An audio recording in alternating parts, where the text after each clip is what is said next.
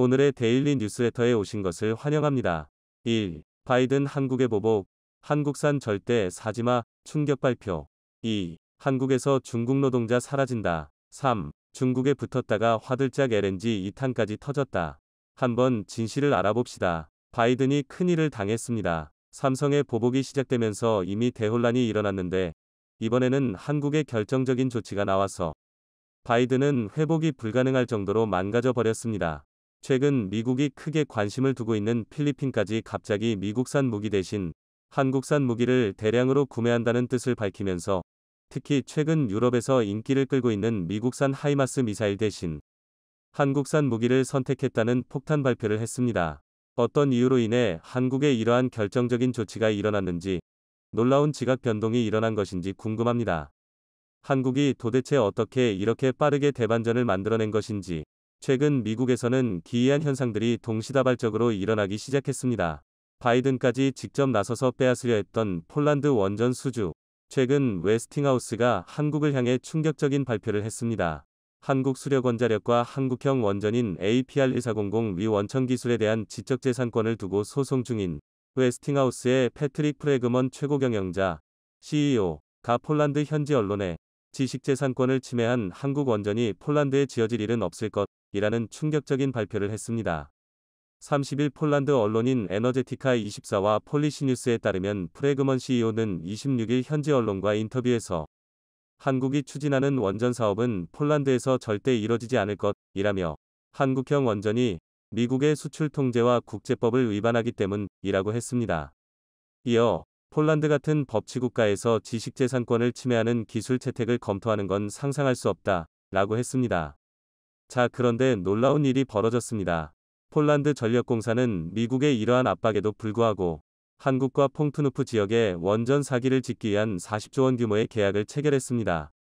그러면서 오히려 한국의 높은 지분 투자를 참여해달라고까지 요청했는데요.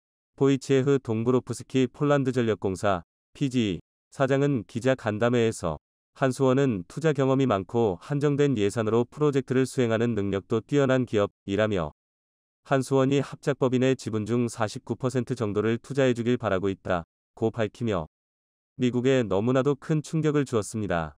미국의 말을 따라 한국과 계약을 하지 않을 것이라 예상됐던 폴란드 전력공사 사장의 파격적인 발표에 바이든은 어찌할 줄을 몰라 하고 있습니다. 동브로프스키 폴란드 전력공사 PGE 사장은 한수원과의 합작법인은 퐁투누프 원전에 대한 타당성 조사, 현장 조사, 환경 조사 등을 함께 수행하게 될 것이라며 이 법인을 세우려면 지분 투자율, 멤버 구성, 원전 설계 조달 시공, EPC, 계약일 등 세 가지를 논의해야 하는데 이를 이번 방한 기간에 정하게 될 것이라고 전했습니다.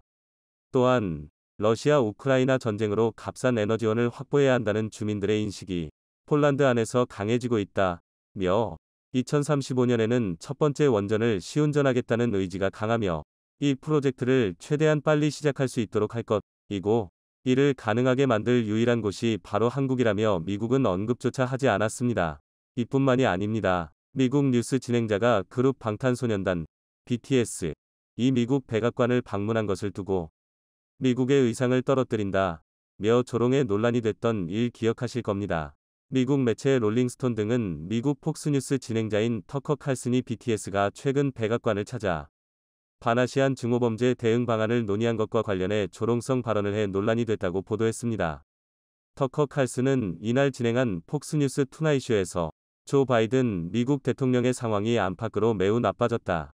그들은 무얼 하고 있나? 라며 오늘 백악관에 한국 팝그룹을 초대했다. 라며 칼슨은 RME 백악관 브리핑룸에서 오늘 반아시아 혐오 범죄, 아시아인의 포용, 다양성의 중요한 문제를 논의하게 되어 매우 영광이라고 말한 것을 두고 그래서 우리는 미국의 반아시아 혐오 범죄에 대해 토론할 한국 팝그룹을 모셨네. 잘했어 얘들아 라고 조롱했습니다. 이어 BTS 초청을 두고 미국의 의상을 떨어뜨릴 것이고 실제로 그렇게 되고 있다 라는 충격적인 발언을 했습니다. 칼슨은 이후 트위터를 통해 해당 방송 영상을 공유하며 백악관의 상황이 너무 나빠서 언론조차도 더 이상 이를 무시할 수 없다 라고 말하기도 했습니다. BTS들 이렇게 조롱한 미국 폭스뉴스 아나운서의 운명은 어떻게 됐을까요?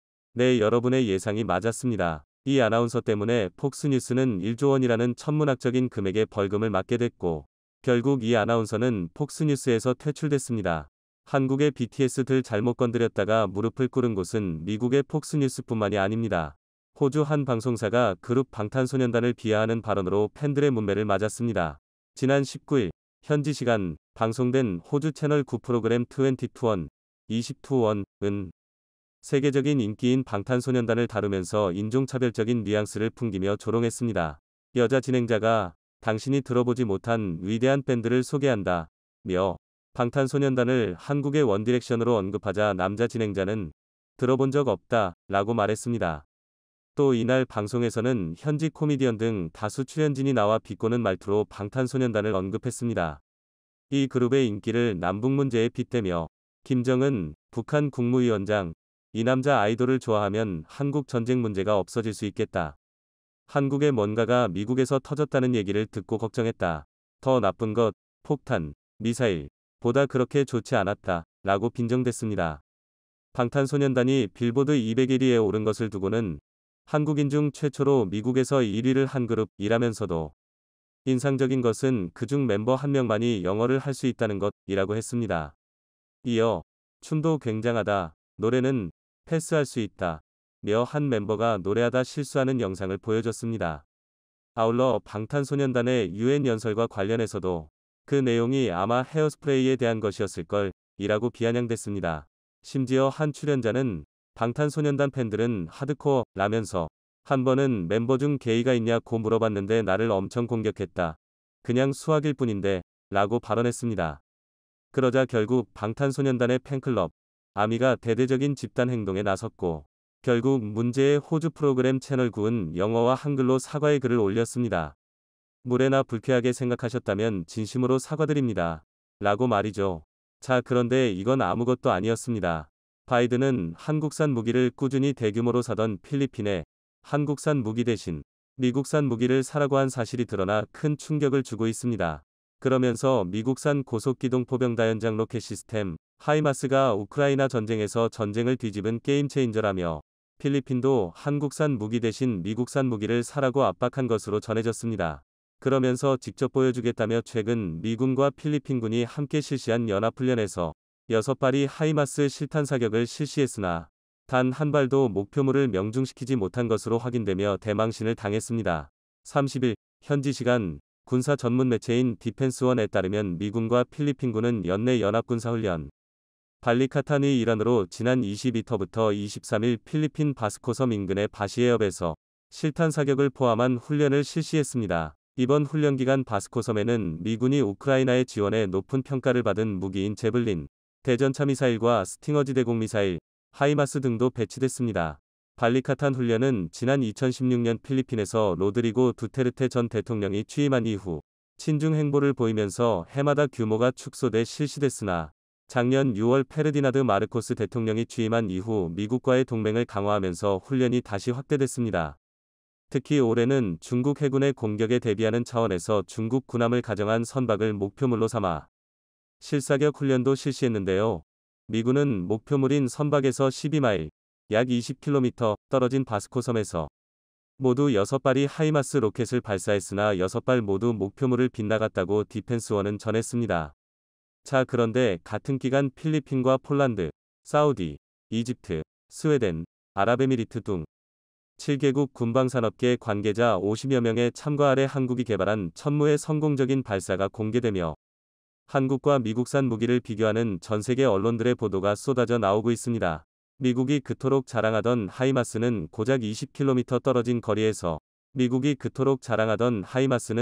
20km 떨어진 거리에서 한국의 천무는 무려 200km를 날아가 표적에 모두 명중했습니다. 이미 개발이 완료된 사거리 180km의 기존 전술지대 지유도 무기 KTSSM는 그동안 고정형 발사대로만 발사가 가능했습니다. 하지만 이번에 발사된 미사일은 사거리가 향상됐을 뿐만 아니라 기동성이 높은 천무 발사 차량에 탑재가 가능한 방식으로 개발되고 있는 것. 최대 사거리 80km인 23239mm 로켓탄 등을 운용하는 천무는 북한 장사정포 사정권 밖에서 도발 원점을 정밀 타격할 수 있습니다.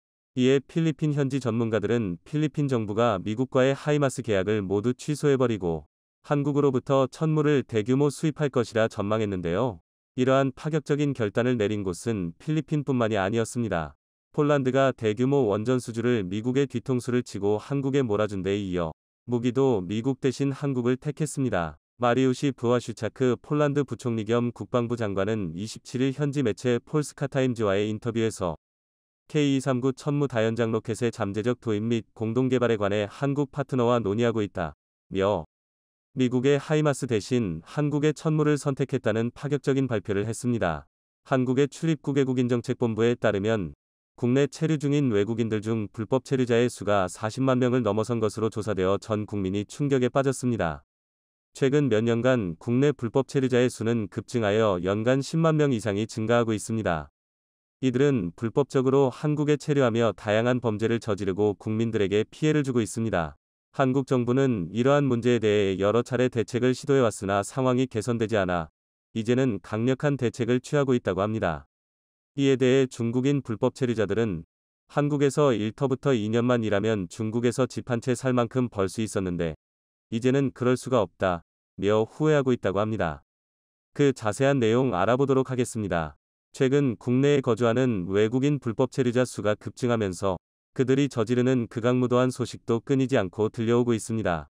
이에 외국인 밀집 지역에 거주 중인 시민들의 불안감은 나날이 높아지고 있는데요. 법무부 출입국외국인정책본부의 9월 말 집계에서 국내에 체류하는 외국인 가운데 자격을 갖추지 못한 불법 체류자의 규모가 무려 40만 명을 넘어선 것으로 파악되며 전 국민이 충격에 빠졌습니다. 한 달 새 무려 4천여 명이나 증가했는데요. 최근 몇 년간 국내 불법 체류자 수는 급속도로 늘어나며 연간 10만 명가량 증가해왔습니다. 그들은 돈을 더 벌어가기 위해 불법 체류도 마다하지 않으며 한국에서 온갖 난동을 일으키고 있습니다. 특히나 중국인 불법 체류자들이 공무원을 사칭하는 대담한 수법까지 이용해 XXX를 저지르며 전 국민을 공포로 몰아넣었는데요. 최근 해당 중국인 불법 체류자 2명이 각각 징역 12년과 10년을 최종 선고받았다고 합니다. 이들은 지난해 9월 18일 제주시에서 중국인 불법 체류 여성을 강제로 차에 태우고 현금 200여만 원을 빼앗았습니다. 특히나 피해 여성이 불법 체류자라는 점을 미리 알고 공무원을 사칭해 법무부에서 체포하러 왔다며 거짓말을 하는 등 철저하게 계획적으로 접근한 것임이 밝혀지며 모두를 경악하게 했는데요. 이들은 피해 여성의 주거지 현관문 비밀번호를 알아낸 뒤 수납장에서 현금 225만 원을 훔치기도 했습니다. 심지어 이들은 피해 여성이 경찰에 신고할 수 없도록 했는데요. 피해 여성에게 XXX를 가하고 그 장면을 휴대전화로 활용해 압박했습니다. 경찰에 피해 사실을 알리거나 매달 50만 원을 보내지 않으면 염삼을 유포하겠다고 했다고 합니다. 피해 여성 역시 불법 체류자 신분이다 보니 자신의 신분이 드러날까봐 바로 경찰에 신고하지 못했는데요. 계속해서 전전긍긍하던 그녀는 겨우 용기를 냈고 같은 달 30일 경찰에 피해 사실을 알렸습니다.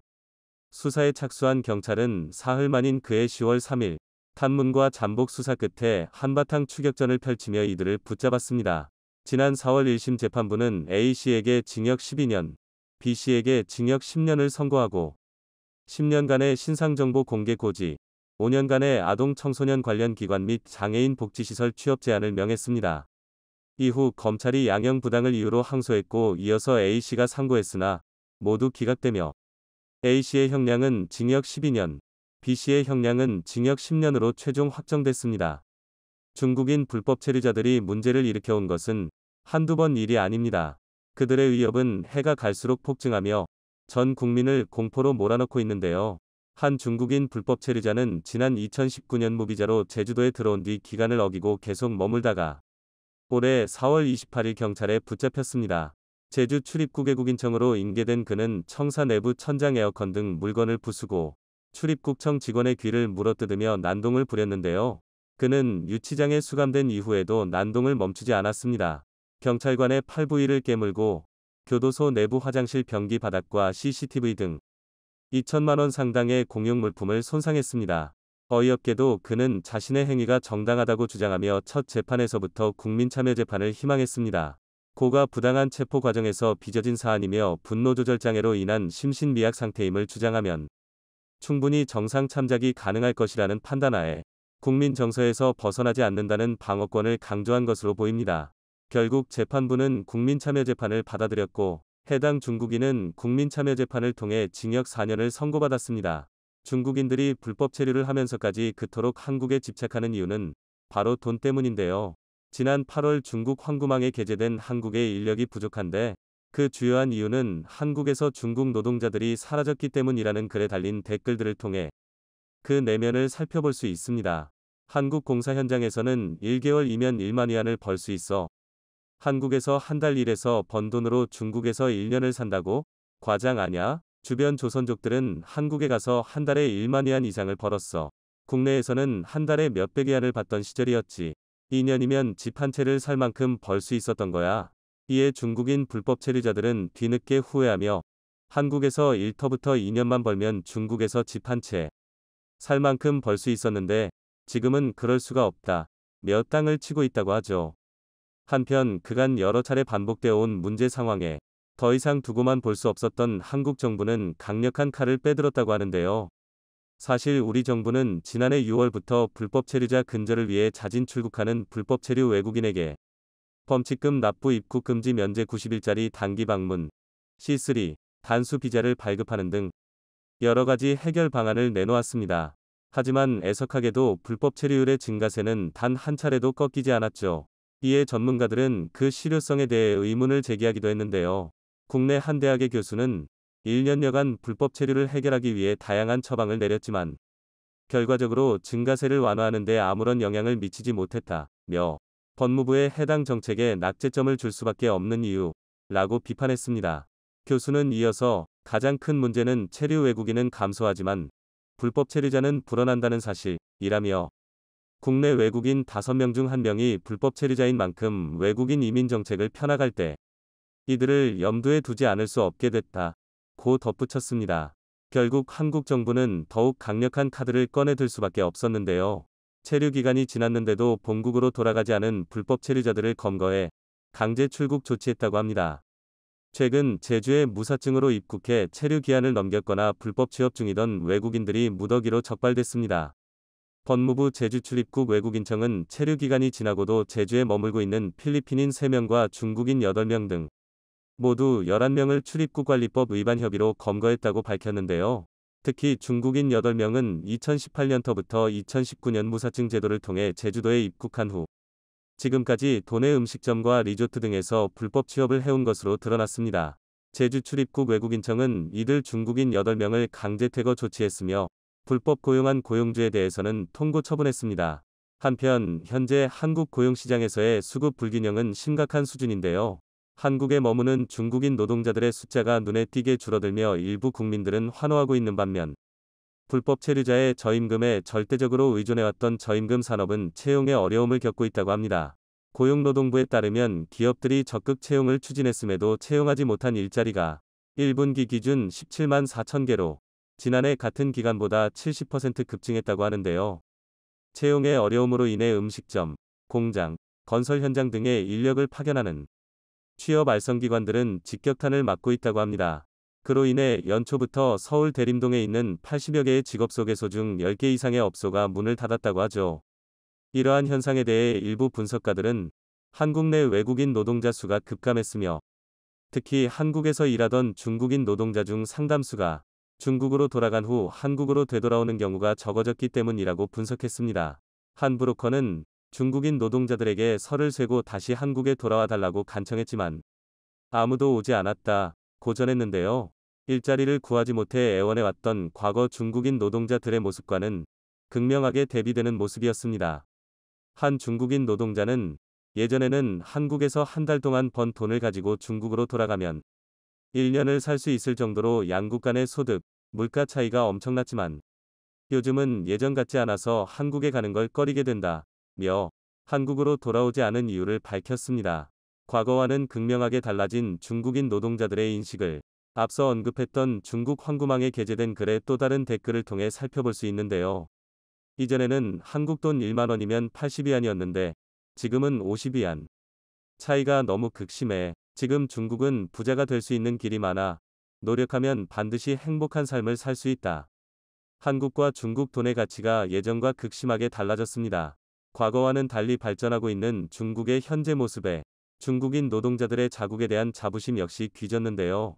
또한 중국인 노동자들은 자신들보다 앞선 선진국 한국에서 일하며 얻었던 경험과 자산을 토대로 자국에서도 성공할 수 있다는 자신감을 얻을 수 있었습니다.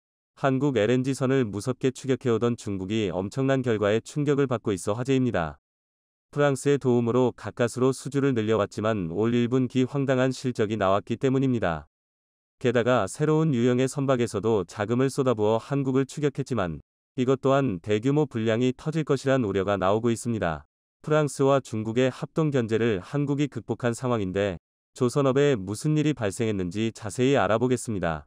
2021년 중국 조선사들의 대형 LNG선 수주량은 6척에 불과했지만 지난해에는 55척으로 크게 늘며 한국을 추격한 바 있습니다. 국내 조선 3사의 건조 일정이 꽉 차 한시가 급한 선주들이 중국 조선사 문을 두드렸고 프랑스 GTT가 중국 조선사들을 밀어준 것도 큰 이유라는 분석입니다. LNG 운반선의 꽃이라 불리는 기술은 바로 화물창을 정교하게 만드는 것입니다.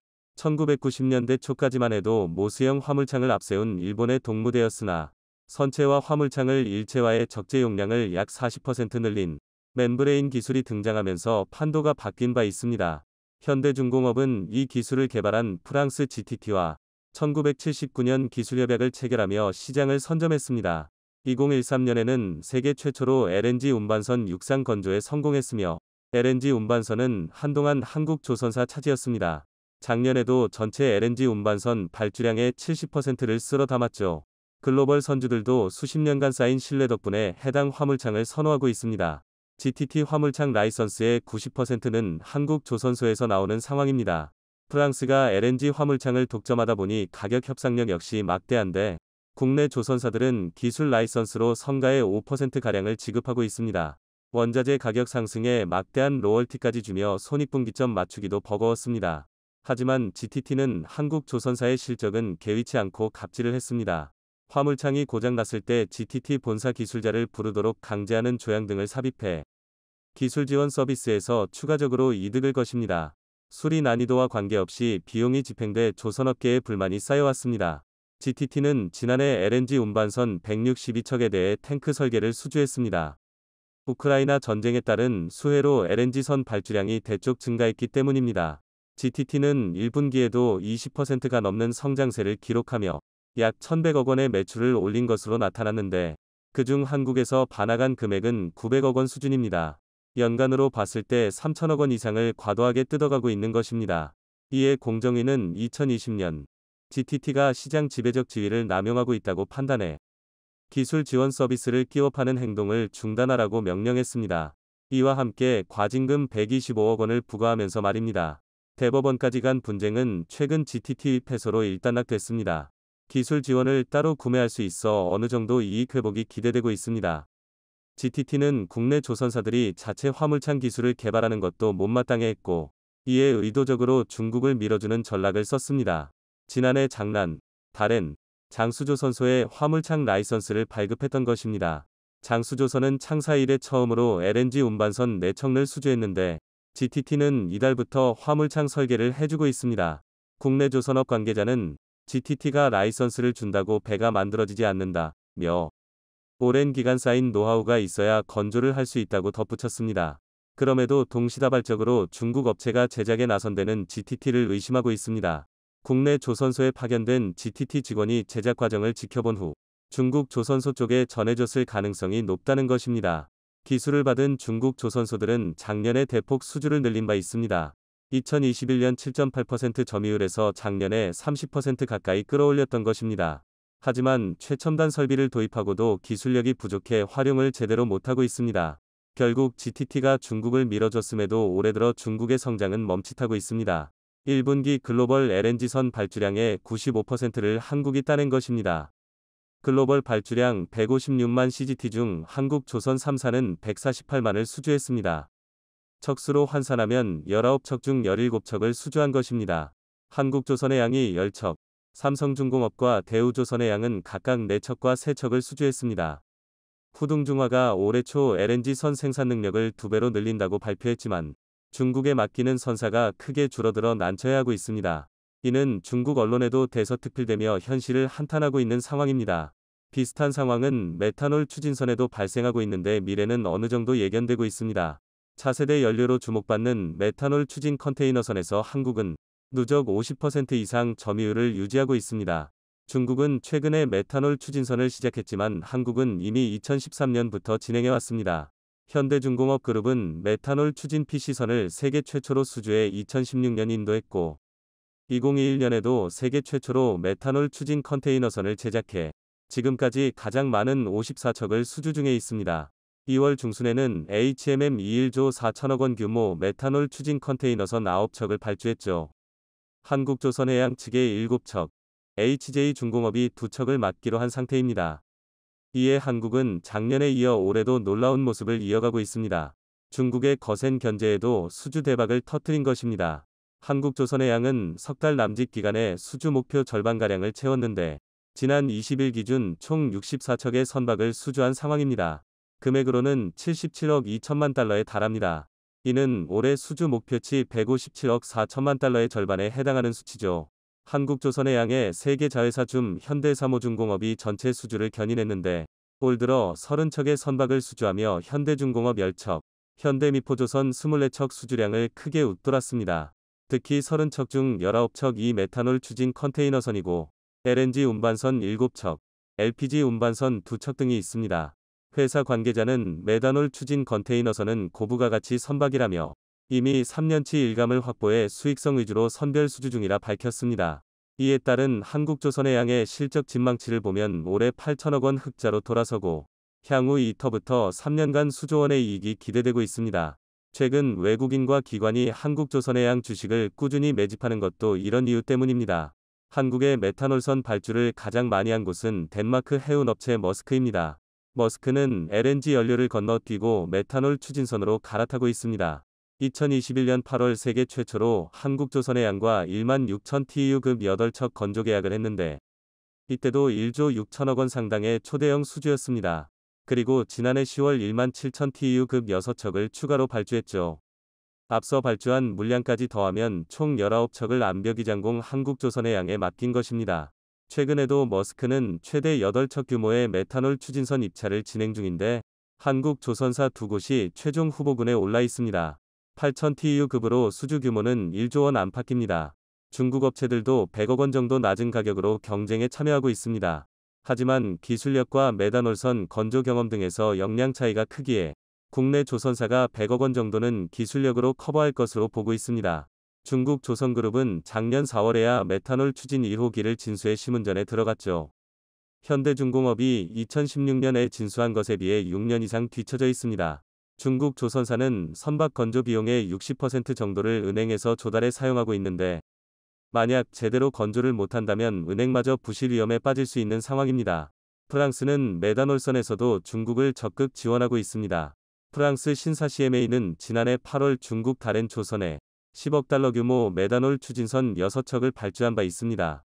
그리고 이달 초 마크룸 프랑스 대통령의 방중을 계기로 프랑스 선사 CMA가 중국 선박그룹 CSSC에 4조 원 규모의 발주를 했습니다. 12척의 메탄올과 4척의 LNG 추진 컨테이너선을 수주한 것입니다. 중국 조선업계 단일 수주 물량으로는 최대 규모입니다. 메탄올선은 장난조선과 다롄중공업이 각각 6척씩 건조를 맡을 예정입니다. 이는 중국 측이 에어버스 160대를 구매한 것에 대한 화답 성격으로 보는 시각이 많습니다. 프랑스 CMA그룹은 중국 선박그룹 CSSC의 주요 파트너사로 지난 10년 동안 70척 이상의 친환경 컨테이너선을 주문한 바 있습니다. 그리고 중국 국영선사인 코스코, COSCO 또한 자국 조선사의 메탄올 추진 컨테이너선 발주를 가속화하고 있습니다. 코스코사는 세계 2위 해운동맹 오션 얼라이언스에 속해 있는데 여기에는 프랑스 CMA, 대만 에버그린 등이 포진돼 있습니다. 즉 중국과 프랑스가 선박 운영과 건조에서 한국을 밀어내려 하는 상황입니다. 올 4월 들어 신화파이낸스 등 중국 매체들은 메탄올 추진선이 한국과 중국 사이에서 새로운 전쟁터가 됐다는 보도를 쏟아내고 있습니다. 현재 2위 머스크, 3위 CMA, 4위 코스코, 그리고 8위 HMM 등 세계 10대 컨테이너 선사 중 4곳이 메탄올 추진선에 합류해 있습니다. 클라스 리서치는 2026년까지 한국과 중국 조선에서 건조될 메탄올 추진선이 약 100척 정도라고 전망하기도 했습니다. 메탄올 추진선 시장에서 경쟁력이 입증된다면 향후 무탄소 연료인 암모니아, 수소 추진선 분야에서도 앞서갈 것으로 보는 상황입니다. 암모니아는 유독성 물질인 탓에 국제규범이 아직 확립되지 않았으며 수소는 극저온 기술 등 고도의 보관 설비가 필요합니다. 반면 메탄몰은 상온에서도 액체 상태로 존재해 연료로서 취급이 용이하죠. 그동안 메탄올은 생산 단가가 높고 질소산화를 배출량이 많아 한계가 있었지만 주 원료인 천연가스 생산량이 증가하면서 단가가 낮아졌고 연료 분사 기술이 고도화되면서 차세대 선박 연료로 인정받고 있습니다. 이에 글로벌 선주사들의 주목을 받고 있는 것입니다. 1분기 발주된 컨테이너선은 모두 37척인데 이 중 무려 21척 이 메탄올 추진선입니다. 해운업계는 국제해사기구 IMO의 규제 방침에 따라 탈탄소 대응을 강화하고 있습니다. 현재 세계 선박의 97%는 황산화물을 배출하는 벙커시유를 연료로 문양하고 있습니다. 황산화물은 대기오염 물질 중 하나로 빗물과 섞여 산성비를 내리게 하고 물과 반응해 대기오염 물질인 에어로솔을 생성합니다. 이에 국제기구는 벙커시유 사용을 엄격히 제한하려 하고 있습니다. IMO는 2008년 대비 선박 탄소 배출량을 2050년까지 70% 감축하는 것을 목표로 하고 있습니다. 통상 선박이 새로 건조되면 20터부터 30년을 운항하기에 현 시점부터 건조되는 선박은 2050년 기준 환경 규제에 맞춰야 합니다. 이에 탄소 배출이 적은 메탄올이나 암모니아, 수소연료 등 무탄소 선박 도입을 늘릴 수밖에 없는 것입니다. 한국은 LNG선뿐 아니라 메탄올에서도 중국보다 앞서 있는 상태입니다. 중국 조신소가 프랑스 CMA와 합심을 한다 해도 크게 걱정하지 않는 이유가 또 있습니다. 2017년 중국 조선사가 프랑스 선사 CMA로부터 수주했던 9척의 LNG 추진 컨테이너선 또한 수년간 인도가 지연됐었죠. 프랑스가 반대급부를 챙기기 위해 기술도 없는 중국에 발주하고 있지만 이는 항상 혹독한 결과로 이어졌습니다. 더 이상 중국이 추격하지 못하게 차세대 선박에서도 기술력을 높여가길 바랍니다.